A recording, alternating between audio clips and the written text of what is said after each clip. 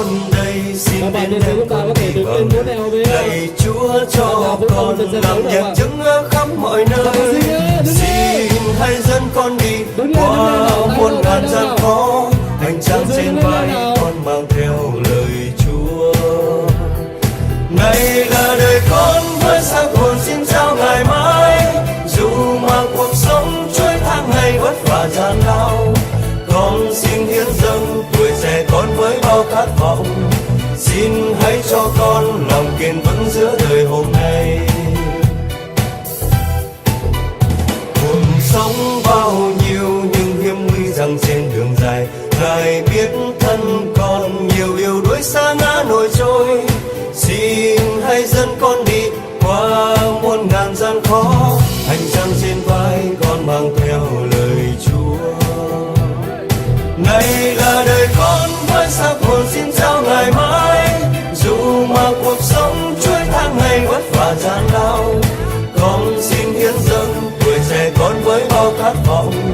Xin hãy cho con lòng kiên vững giữa đời hôm nay.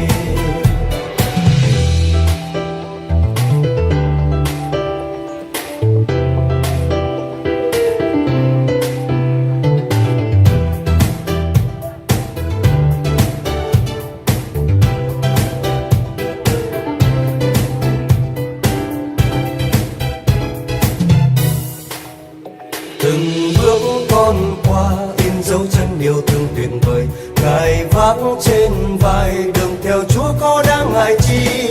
Xin hãy dẫn con đi qua muôn ngàn gian khó, hành trang trên vai con mang theo lời Chúa. Này là đời con với xác hồn xin trao ngày mai, dù mà cuộc sống chuỗi tháng ngày vất vả gian lao, con xin hiến dâng tuổi trẻ con với bao khát vọng. Xin hãy cho con lòng kiên vững giữa đời hôm nay. Này là đời con với xác hồn xin trao ngày mai, dù mà cuộc sống chuỗi tháng ngày vất vả gian lao, con xin hiến dâng tuổi trẻ con với bao khát vọng.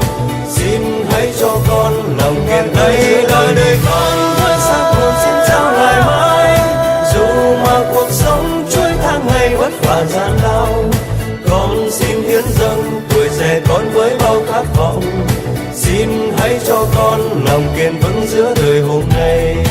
Con xin hiến dâng tuổi trẻ con với bao khát vọng. Xin hãy cho con lòng kiên vững